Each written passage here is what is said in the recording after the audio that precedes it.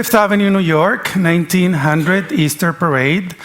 There's a sea of horses, and there is one car. Can anyone see the car in that picture? Can anyone see the car? There is a book for... No? No one? Okay, I'll show you. There. There is one car in a sea of horses in New York City, 1900. 13 years later, can anyone see the one horse in that picture? There is one horse in that picture. Can you see it? It doesn't even look like a horse. Okay? That is a disruption. Disruptions are not recent. Disruptions have happened for a long time. And the horse, which we used for tens of thousands of years as a means of transportation, was disrupted in the cities in just 13 years. There is the horse. So what is a technology-based disruption?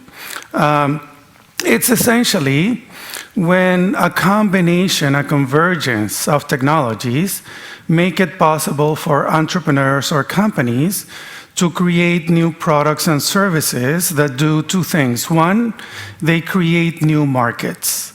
And two, at the same time or sometime later, they destroy or radically transform existing industries. So in the case of digital cameras, they destroyed film cameras. In the case of, for instance, Uber, they're not destroying, but they're radically transforming the taxi industry today. So it's not total destruction all the time, but it's radical transformation. And it's not usually the smartest people in the room who get the disruptions until they happen, of course. And then they already knew that it was going to happen. So let me give you an example. In 1985, the then largest telecom company on earth, AT&T, hired McKinsey & Company, and they asked them one question. So AT&T invented many of the key cell phone technologies, and they asked them one question. In 15 years, what's going to be the market for cell phones? So AT&T wanted to know if they would invest and how much they would invest in this new market. So, McKinsey went off to do whatever it is that they do, and they came back, and this was the number. The number of subscribers in America for cell phones in 15 years is 900,000. The real number was 109 million. This is not a small mistake. This is a factor of 120 times, right? They probably charged more money than the number of subscribers that they said there, right? So by not getting early enough in the mobile market, essentially not only was AT&T's landline telephony business, does anyone remember landlines?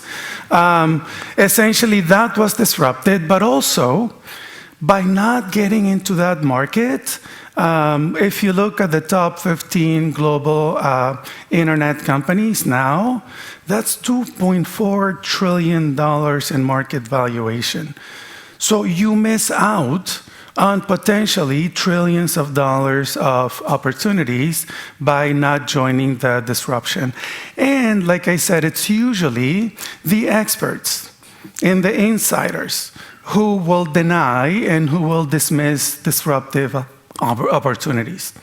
Okay, it's the experts, and they will give you all kinds of excuses. Oh, it can't happen. I've given my customer what they want, and this can't possibly happen in 13 years. Hello, so things like that.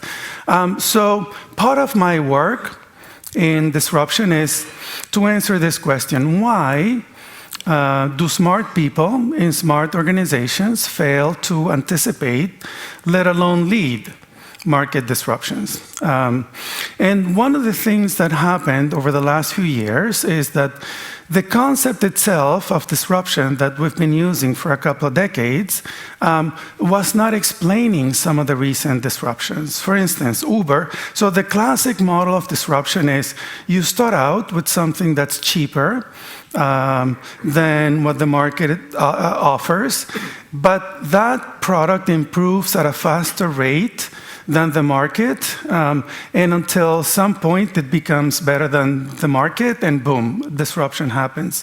But when Uber came out, it was cheaper, faster, better, and more customizable than taxis. Boom, that was not explainable by the concept of disruption. When the smartphone came out in 2007, remember? The smartphone came out in 2007. It was a $700 product, but the mainstream was a $100 Nokia. Remember Nokia? Okay, so at the time, people thought, oh, it's too expensive and whatever, but this was a superior product. Yes, it was more expensive, but when you took the technology cost curve that was coming down very, very fast, essentially this disrupted the cell phone market from above. Not from below, but from above. So this is a different type of disruption. So I created a new model for disruption that included business model innovation and different ways of disrupting. And one of the things that I work with a lot is what's called exponential technologies. What is an exponential technology?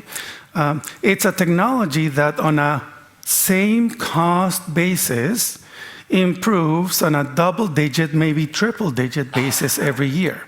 So for instance, the exponential technology we know best, computing. So Moore's law has essentially, for decades, meant that for the same dollar, we get twice the computing power every 2 years. So computing power has doubled for the same dollar every 2 years. Now, when you double every 2 years, over a decade, that's a 1,000-time improvement, right? Over 2 decades, it's a 1 million time improvement. Over 3 decades, it's a 1 billion time improvement. So pretty soon, because of that exponential improvement, all of Silicon Valley is based on this, on Moore's law, right? Computing has got so cheap that essentially it has changed everything. And that's why Silicon Valley has disrupted so many industries. But Moore's law is not the only exponential technology that has improved over the last 2 or 3 decades.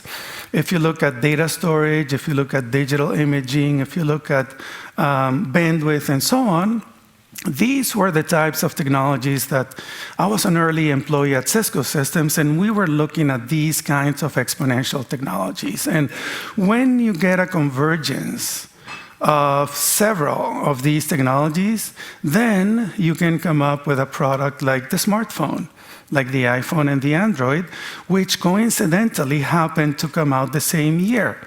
For a good reason, because there was a convergence of technologies that made both possible, right? And in turn, these new platforms enable new disruptions. For instance, Uber or Airbnb and so on and so forth.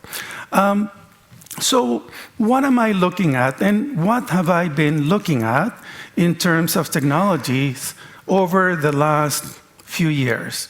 What are the key technologies that, in my estimation, are both exponential? And when you combine in different ways, they're going to essentially disrupt every single industry, large industry in the world, over the next couple of decades. So I'm going to focus on energy and transportation, but that doesn't mean if you're in healthcare, right? If you combine different technologies that I'm showing here, healthcare will also be disrupted. If you're in shipping, if you're in manufacturing, if you combine these key technologies in different ways, there are going to be different types of disruptions over the next 2 decades. So I took all of this thinking and just to give you an idea of how some technologies are improving on a super exponential basis. Sensors. Sensors, the market has gone up since 2007 by 1,000 times. I mean, imagine any market going up by 1,000 times. And at the same time, cost has come down by 1,000 times. So you have a technology cost curve that's going down exponentially, that's enabling a market that's going up exponentially, right? 1,000 times technology cost, 1,000 times market, right? It's not usually one-to-one, but this is a perfect example of a key exponential technology that, when combined with others, it'll cause a lot of disruptions. So I took this thinking and I applied it to energy and transportation. And I had been in energy for a decade or so. I knew something about it, I put it in, and that's where the clean disruption came out. And this is all about technologies, by the way. This is not about mining, it's not about extraction, it's not. Technology has a different dynamics, has a different economics from extraction technologies. So there are 4 key categories of technologies, all of which are improving by double-digit, maybe triple-digit basis every year. Each one of them is disruptive in its own way, but they enable one another, and when combined with one another, they create a virtuous cycle of disruption. So I'm going to walk you through each one of these and show you how disruptive they can be. Energy storage, batteries, in other words. So if you use a laptop, if you use a game, if you use one of these, essentially you're using lithium-ion batteries. From 95 to about 2010, lithium-ion batteries improved by about 14% per year. So dollars per kilowatt hour improved by about 14% per year. By about 2009, something interesting happened. 2 new industries came into lithium-ion, automotive and energy. And when that happened, basically investments went up, demand went up, improvements in technology went up, and from 2010 to 2014, the cost curve actually accelerated to 16% per year. And when we look at the last year and a half, when we get the actual numbers, we may actually see that it's actually accelerating even more than 16%. But even if we take that 16% cost curve, then this is what we do. We extend it out over the next 3, 5, 7, 10, 15 years, and this is what the cost curve of batteries is going to be in the foreseeable future.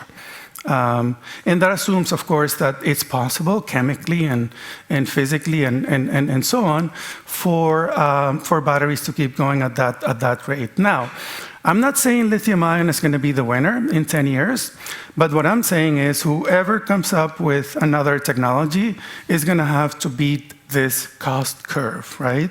So let's take that cost curve. How is it happening? I mean, how are people pushing the cost down so quickly? I mean, beyond 16%. So this is a battery. Does anyone drive a Model S, a Tesla Model S here? Yay. So the Tesla Model S has 7,000 of these batteries, a little bit bigger than these, the 18650 batteries. The way that you make one of these is you mine the lithium, say, in Chile or Argentina or Australia. You ship that to, say, China, where it's refined to 99+% purity. They ship that to Japan or Korea, in this case, Japan, Panasonic. They put it in this form in Japan or Korea, and then they ship it to California, where Tesla put 7,000 of these into one Model S. Now, there's a lot of waste in that supply chain, right? Just by cutting the waste, just by putting a lot of that supply chain in one place in Reno, Nevada, essentially Tesla is going to cut the cost by anywhere from 30 to 50% over the next few years.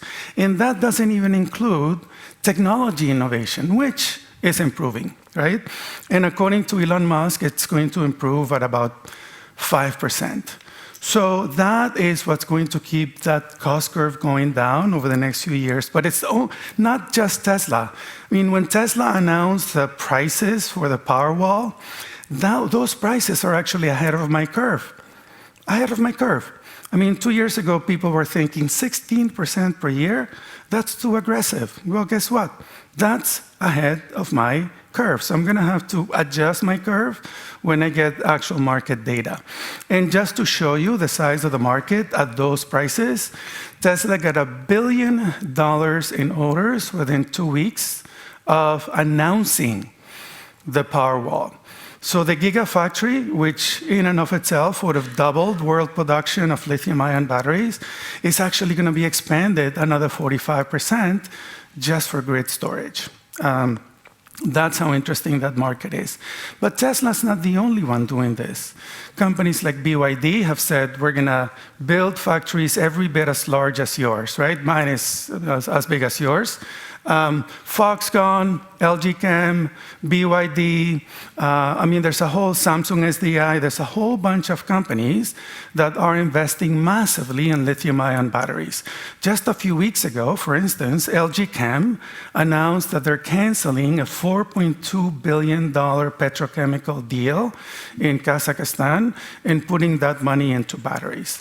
So a lot of money is leaving like old industries and getting into batteries because the opportunity is so huge.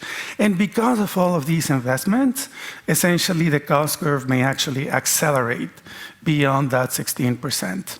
And the other thing that basically is important in disruption is business model innovation. And business model innovation is every bit as disruptive. For instance, if you look at Uber, Uber is a business model disruption. They use other people's, basically the cloud and smartphones, so other people's infrastructures, and they put together markets that are very inefficient. Boom, disruption. And that's a business model innovation. Airbnb, that's a business model disruption too. So business model can be every bit as disruptive. And how does that work in energy storage? So there are companies in Silicon Valley that are offering storage as a service. So how does that work? Say you're a 7-Eleven. Somebody walks in, they want water, they open the fridge. At that point, there's a spike in demand. So in the US, for that one spike, you get to pay a higher energy charge for the rest of the month. That's called demand charges. And those demand charges can be about 50% of the bill, of the actual bill of that 7-Eleven. By taking a battery and putting it within that 7-Eleven, it's the size of a fridge, essentially you're going to hide those spikes. The utility is not going to see it. You get to save 10 to 50% off your bill. Same energy consumption, you get to save on your bill, right?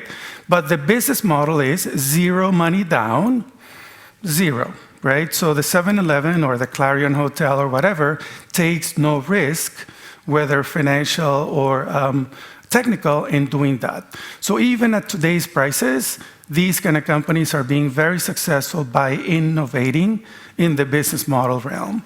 There are a lot of numbers here, but just to give you an idea, if you keep this storage as a service model going, in the US, by about 2020, you don't need that much storage, you don't need 1 day, but 1 day of storage, of electricity storage, for the average household in America is going to cost $1.20. $1.20 a day for a full day, 30 kilowatt hours of electricity storage by 2020. Now, you don't need a full day to disrupt utilities. And I'll give you an example. Arizona Public Services charges in the summer peak rates 49.5 cents, between 3 and 6 or 7. At midnight, they only charge 5 cents. So if all you have is 4 hours of storage, 4 hours, then essentially you disrupt the utility's pricing power. because you're going to buy it at midnight, at 1 a.m., or at 2 a.m., right? 4 hours of storage in 2020 are going to cost $6 a month. 2 lattes a month will disrupt the pricing power of utilities in the US, anyone who charges peaking rates. 1 latte in Norway, but 2 lattes in the US, right? And that's only 2020, that's 4 years away, right? So business model innovation, as well as technology innovation, they can both be disruptive. The other way in which storage will be disruptive is on the grid. So large-scale storage means that essentially we won't need peaking power. So the reason we have peakers, gas peakers mostly, is that our grid is a just-in-time grid. The more demand goes up, the more basically we need to switch on the peakers and whatnot.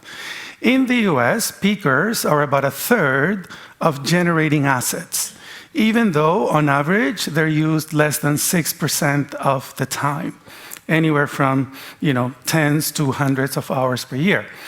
If you have large-scale storage, essentially means you buy at night and you sell when there is need for peakers, right? And there's a utility in Texas called Encore that wants to build a $5 billion energy storage project today, and they say that the economics work at $350 per kilowatt hour. Guess what? We are already there. We're already at $350 per kilowatt hour. Right? So essentially, even CEOs of conventional companies, energy companies, are saying that after 2020, there may not be another peaker ever built, ever. What they're not saying is that even existing peakers are stranded, because once you have these kind of storage over the grid, that's it, no need for peakers, stranded assets, right? So these are ways, different ways in which energy storage can be disruptive to the grid, to today's grid. The next big disruption, electric vehicles, or should I say oil? So I don't need to say much about Tesla, right? Tesla Model S, the best car ever made, according to Consumer Reports. Not the best EV ever made, the best car ever made. Consumer Reports gave them a rating of 103 out of 100. I mean, it sounds like a movie, right? It's 11, it's not 10, it's 11. So it's so good. And it's already become the best-selling large luxury car in America. Best-selling. They're beating BMW, they're beating Audi, they're beating et cetera, right? But of course, who can afford an electric vehicle? Now, that is not my car. It's a good photo op, but it's not I actually don't own a car. I'll get back to that later. So, but before I do that, let me ask the question and answer it, whether the EV is disruptive. Because is it just another Ferrari or Porsche, or is it really disruptive, and what does that mean? So the internal combustion engine, so I'll give you 4 reasons quickly. The internal combustion engine is about 17 to 21% energy efficient. So 80% of the energy in the tank actually goes up in smoke or in heat. Now, some companies will cheat to make you believe otherwise. I won't say who, but there are laws of thermodynamics that prevent us from going much beyond that. Now, the electric motor is 90 to 95% efficient. So 3 to 5 times more efficient. Now, that in and of itself is not disruptive. But when you combine that with the fact that electrons, electricity, are easier to transport and cheaper than atoms, meaning gasoline or diesel, then you get that once you buy the car, on a per kilometer basis, an EV is 10 times, depending on the market, 10 times cheaper to charge on a per kilometer basis, 10 times. Every time you have a 10x improvement in an important dimension, you have a potential disruption. And in fact, if you power it with your own energy, then it's 0 marginal cost, right? Maintenance. This is your car, assuming you don't have an EV. Your car has 2,000 plus moving parts. 2,000 plus moving parts. The Model S has 18. Should I say that again? 18 moving parts. That's fewer than 1% of the moving part of the internal combustion engine automobile. Now, what does that mean? Maintenance. Maintenance is essentially zero.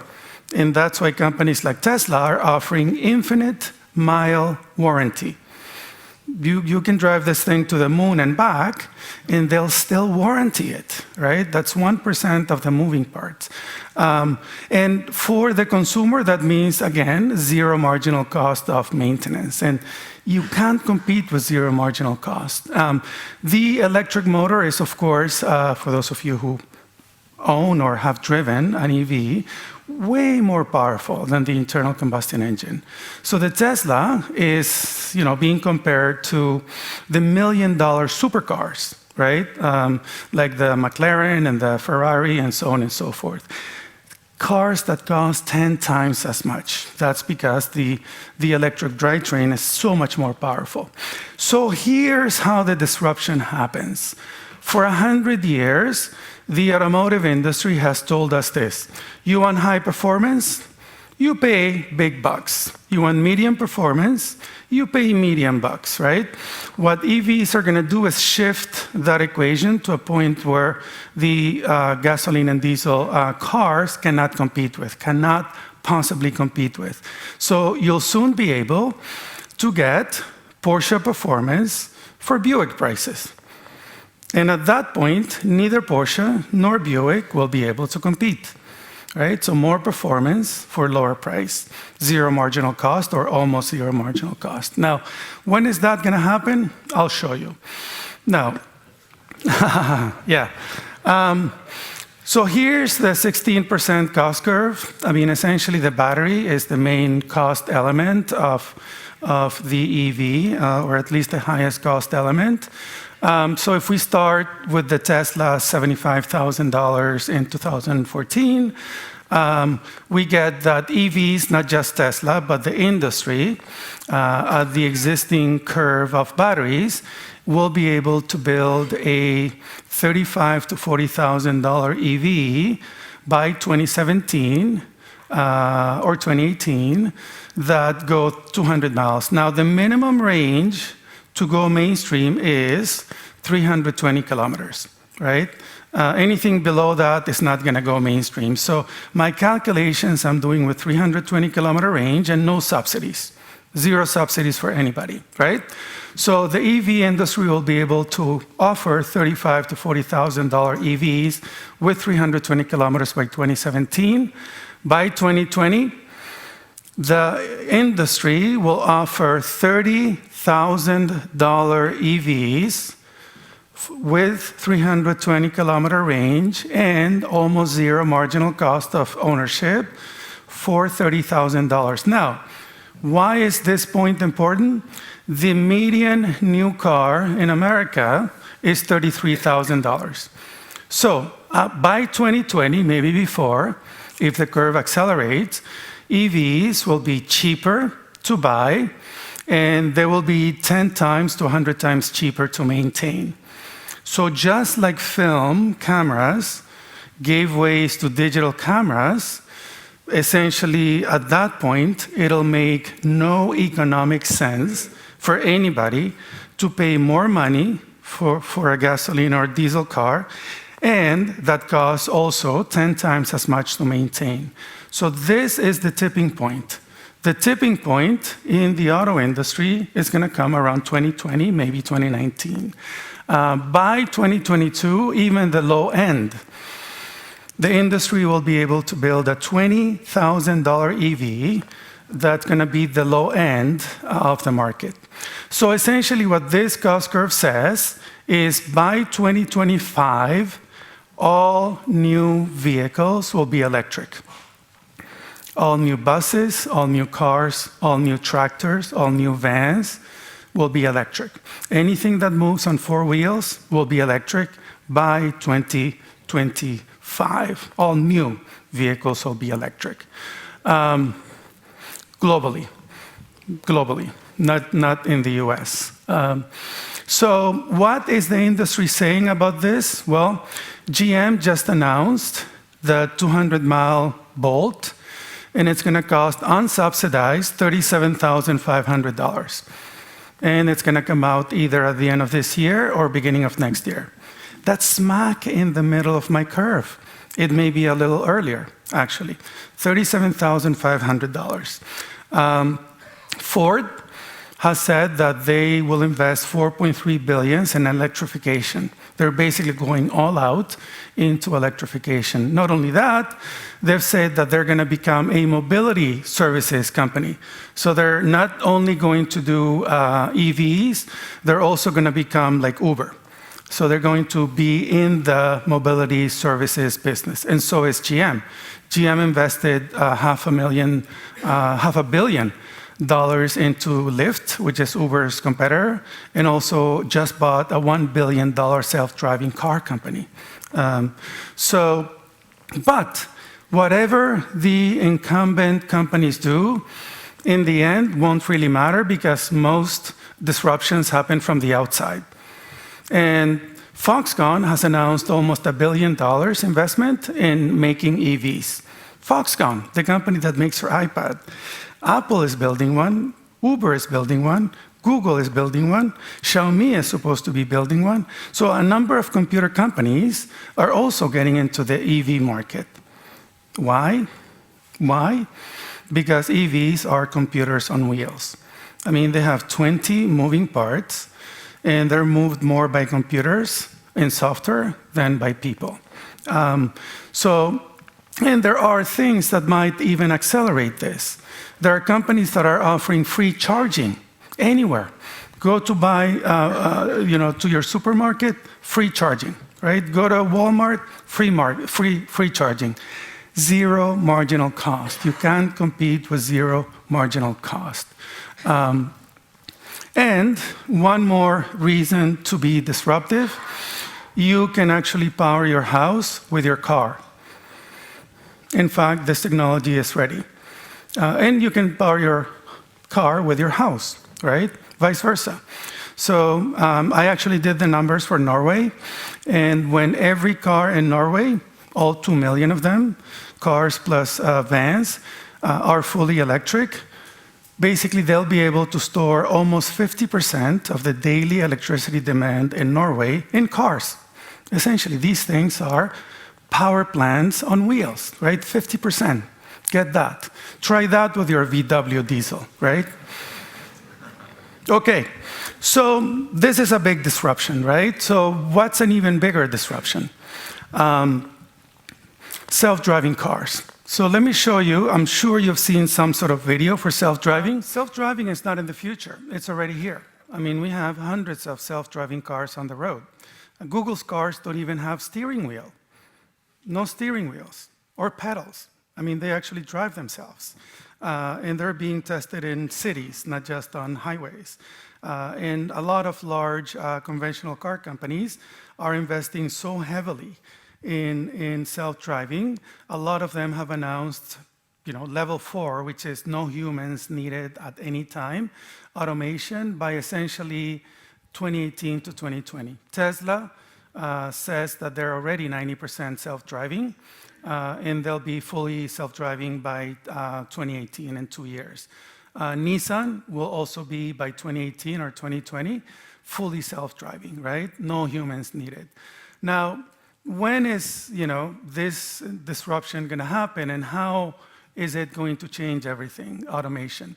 So I'll give you 2 data points as to how quickly the technology cost curve is going for the essential technologies for self-driving. This is what an autonomous car sees when it uses a sensor called LiDAR. LiDAR is like a laser and radar. So it emits about 1 million laser pulses 100 meters out, 360 degrees per second. 1 million laser pulses per second that bounce back, and then you have a supercomputer in the trunk that crunches up all that data and decides, oh, this is a cat, this is a tree, and so on and so forth, right?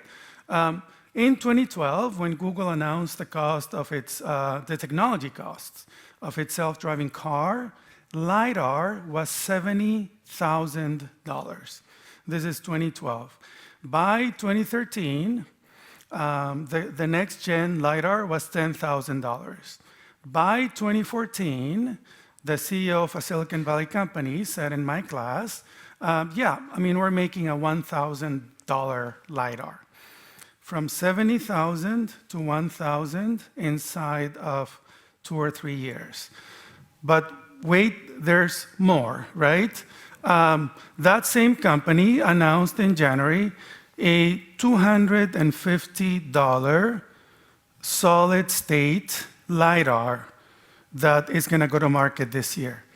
From $70,000 to $250 in 5 years, right? You want more? The next generation is going to cost $90, and it's going to be the size of a postage stamp. You'll be able to use it on your iPhone. I don't know what you're going to use it for, but you'll be able to do that, right? So this is how exponential technologies are affecting the cost of self-driving. And again, essentially what self-driving cars are computers on wheels. And so what's driving this computer?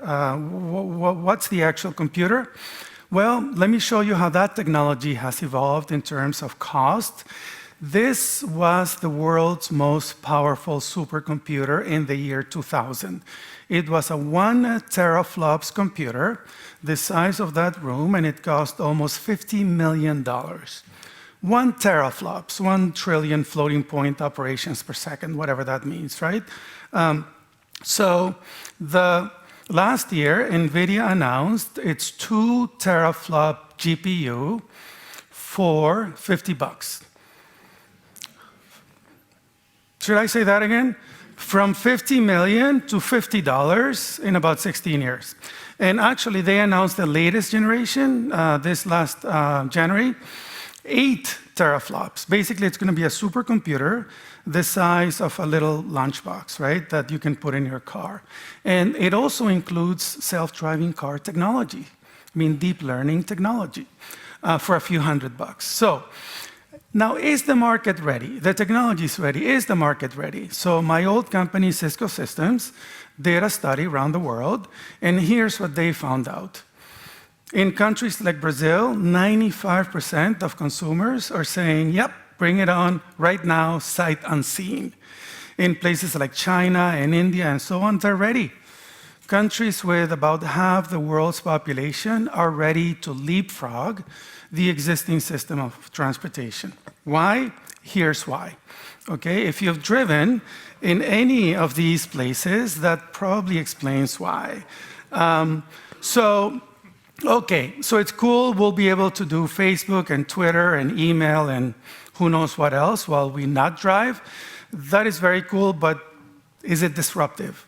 Let me tell you how disruptive it is. Car as a service. So I said before that I don't own a car. I have not owned a car in 8 or 9 years. That's my car, okay? This is my car. So I use car as a service, and that's what I use, right? And I'll show you 2 of the things that I do use on a basically daily basis, Uber or Lyft, essentially. And I'm not gonna tell you much about it except this. In San Francisco, 50% of Uber rides are carpools. Now, what's a carpool? Essentially, if I'm going from A to B, basically Uber says, hey, if we pick up somebody on the way, you get 40, 50% off. How about that? Cool, 50% of folks are saying, yeah, I'll do that. Is that because we're more social? Maybe, but price signals are very important, right? So another data point is that we spend a lot of money buying a car, and yet we keep them parked 96% of the time. The parking space is actually more expensive than the car itself, right? Which makes no sense from a societal basis. So to pay all that money, the average American spends $12,000 a year total cost of car ownership to use it 4% of the time. I mean, show me an industry with 4% asset utilization, and I'll show you a disruption waiting to happen. And in fact, by the way, 40% of that time, we're looking for parking. So that 4% asset utilization is actually less than 3%. So essentially, what is going to happen, the disruption that is going to be enabled by self-driving cars, plus car sharing, plus car as a service, is an efficiency disruption. Is using the car, instead of using it 4% of the time, we're going to be using it 80 or 90% or 60%, choose your number, right? So that's an efficiency disruption. So when we converge on that, essentially here's what you need to know. Uber is working on its own self-driving car. Now, they may or may not actually go to market with it, but that is their goal. Their goal is to make the whole concept of car ownership obsolete. Essentially, to give the same, and it's not necessarily going to be Uber, but it's going to be the concept of car as a service together with self-driving car, which is going to take the 4% asset utilization up to 60 or 80%. Car ownership goes away. Why? And GM is already doing that. Like I said, they put $500 million into Lyft, and also they just bought a $1 billion self-driving technology company. And essentially, they're starting to pilot all this combination. EV plus self-driving plus car sharing. Those are the three dimensions of the disruption of transportation. And when this happens, the cost on a per kilometer basis is going to be 90% less for us not to own a car for the same level of service. So, take a look at how much you pay for your car. The average American spends $12,000 a year for 12,000 miles, essentially. If we can get the same level of service without owning a car for $1,200, essentially that means we're going to keep $11,000 in our pocket. Okay? Everyone who owns a car is going to keep $11,000 in the pocket. So combine that, and what happens when we go from all parking to all driving is what else? Parking is going to be obsolete. So 90% of parking spaces, especially in the cities, which is pretty expensive, gone. Because these cars are going to be riding around all the time instead of being parked all the time. And that's why utilization will go up. Parking is going to be obsolete, right? We're not going to need that many parking spaces. Cost per mile, per kilometer is going to be 10 times cheaper, which means that the concept of car ownership itself is going to be obsolete. We're going to have the car fleet is going to be 80% smaller because it's going to be riding around all the time. And boom. So these are the three dimensions of the transportation disruption. We're going to go from all ICE to all EV, from human-driven to computer-driven, from ownership to car sharing. And when you put that together, essentially this is what the disruption is going to be. By 2030, all vehicles, buses, vans, tractors, you name it, will be electric, self-driving, and car shared. Okay, now, last but not least, how are we going to power all of that? Solar energy. Now remember, solar energy is a technology. Solar PV is a technology, not an energy resource. As silicon, as technology, it has gone down in cost by more than 200 times. So that's the cost curve of PV since 1970, 200 times. And the installed base has doubled every 2 years since at least 1990. Doubled every 2 years. Remember what happens when you double every 2 years? How many more doublings until solar becomes 100% of the world's energy? Not just electricity. Now bear with me. I mean, we can do anything in a spreadsheet, right? So bear with me, conceptually, 7 more doublings. That's 14 more years until solar is 100% of the world's energy. But can it do that? Really? Come on. right? Can it continue to grow at this rate? When you compare it to the main sources of energy, of power generation, essentially they've all gone, even at today's prices, up by 6 to 16 times since 1970.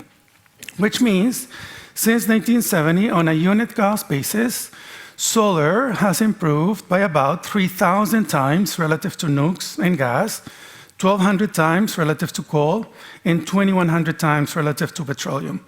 And again, solar as a technology is going to keep going down. Okay? Now, business model innovation is also important. In the US, what enabled the residential and commercial market was a model called zero money down solar. Essentially, a company comes in, they install the panels on your rooftop, whether you're a company or you're a home. They pay for it, they maintain it, they own it. All you do is basically you take no financial or technology risks.